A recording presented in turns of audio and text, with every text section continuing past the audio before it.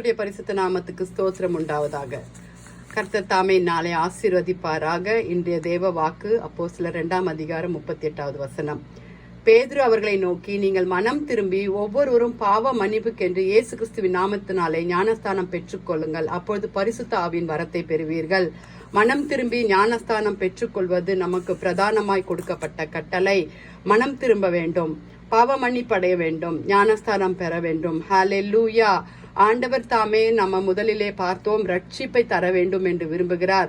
நமக்கு ரட்சிப்பு தந்து புத்தியுள்ள ஆராதனையாக, ஜீவ பலியாக, பாவமற்றவர்களாய் நாம் அவர் கையிலே ஒப்பு கொடுக்க வேண்டும் என்று 2வது நாளிலே பார்த்தோம்.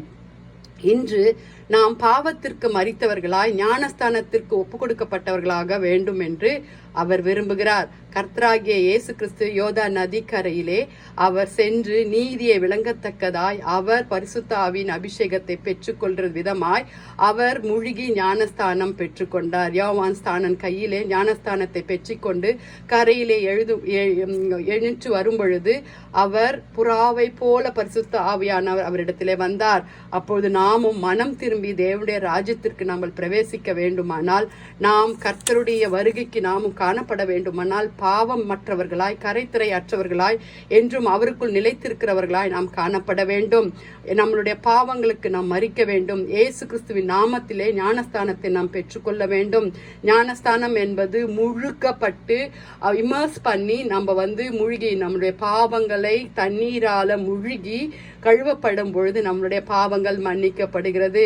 அதன் மூலமாய் நான் பாவத்தை விட்டு மனம் திரும்பி தேவனுடைய ராஜ்யத்திற்கு பங்குள்ளவர்களாய் நாம் மாறுகிறோம்.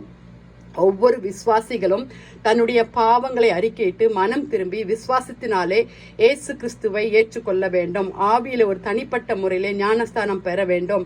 அப்போஸ்தல நடவடிக்கையிலே ஆவியின் வரங்களை நாம் உணர்ந்து வரங்களை நாட வேண்டும். ஹல்லேலூயா, ஹல்லேலூயா. கொர்னியலும் அப்படித்தானே வீட்டார் முழுவதுமாய் சென்று நம்ம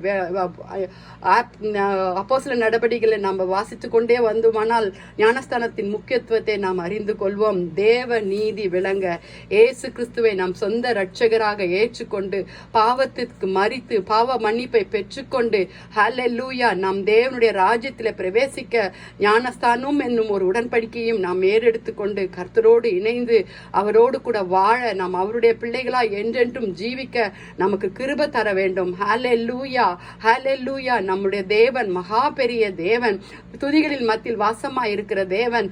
ஆண்டவர் தாமே ஞானஸ்தானின் மூலமாய் நம்மளுடைய பிள்ளைகளாக நம்மை ஏற்றுக்கொள்கிறார். நம்மும் ஜெபிப்போமா?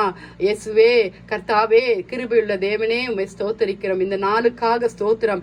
இந்த நாளின் ஆண்டவரே கர்த்தாவே, ஒவ்வொரு காரியங்களுக்காக உம்மை ஸ்தோத்தரிக்கிறோம். அப்பா, உம்மை துதிக்கிறோம். ஆண்டவரே, நீர் சொல்ல ஆகும், நீர் கட்டளையிட நிற்கும் கர்த்தாவே. அப்பா, ஆண்டவரே, அப்பா, நாங்கள் ரட்சிப்பது மாத்திரம் அல்ல கர்த்தாவே. ஆண்டவரே, புத்தியுள்ள ஆராதனையாய் எங்களையே நாங்கள் ஜீவ பலியாய் ஆண்டவரே பாவமற்றவர்களாய் உம்மிடத்தில் கரத்துல ஒப்பு கொடுக்கிறோம். அப்பா, எப்படியாப்பட்ட பாவம் இருந்தாலும் கர்த்தாவே இயேசப்பா, நீ மன்னிக்கிற தேவன் என்பதை உலகத்தார் அறிய வேண்டும். அதன் மூலமாய் ஆண்டவரே ஞானஸ்தானம் பெற்றுக்கொள்ள கர்த்தாவே உதவி செய்யுங்க ஏசப்பா. அதன் மூலமாய் எல்லா சிறையிருப்புகள் மாற்றப்பட வேண்டும்.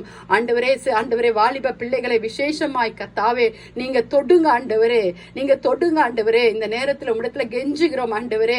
அப்பா கர்த்தாவே, அப்பா, வியாதிஸ்தருக்காக ஜெபி ஆண்டவரே, கடைசி நிமிஷத்துல வியாதிஸ்தர்களுக்காக ஜெபிக்கிறோம். அப்பா, உம்மை ஏற்றுக்கொள்ளாதவர்களுக்காக ஜெபிக்கிறோம் ஆண்டவரே.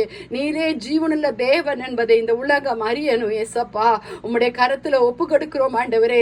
இந்த வசனத்தின் மூலமாய் அநேகரை நீ தொட வேண்டுமாய் ஜெபிக்கிறோம் அப்பா. ஆண்டவரே, கேட்கிறவர்கள் கர்த்தாவே மற்றவர்களுக்கு கர்த்தாவே பிரயோஜனமாய் இருக்க ஆண்டவரே நாங்கள் எப்போதும் உம்முடைய சீஷர்களாய் மாற அப்பா. ஒரு சிறு சிறு ஊழியங்களை செய்ய கர்த்தாவே எங்களுக்கு கிருபை பாராட்டுங்க சுவாமி. துதிகன மகிமை உமக்கே செலுத்துகிறோம். மீட்பர் இயேசுவின் மூலம் ஜெபம் கேளும் பிதாவே. ஆமேன், ஆமேன். கர்த்தர் தாமே உங்க எல்லாரையும் ஆசீர்வதிப்பாராக. ஆமேன்.